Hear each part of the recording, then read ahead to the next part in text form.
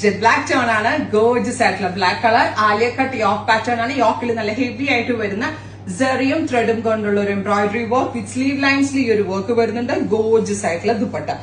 2.5 metre 2.5 metre വലിയ ഷോളാണ് വരിക. സോ നല്ലൊരു പാർട്ടി വെയർ ആയിട്ട് ഉപയോഗിക്കാം. ദുപ്പട്ട ഇട്ട പക്ക ഒരു പാർട്ടി വെയർ ആയി. ദുപ്പട്ട ഇല്ലെങ്കിൽ ഒരു നോർമൽ ടോപ്പായി. Price is 1495.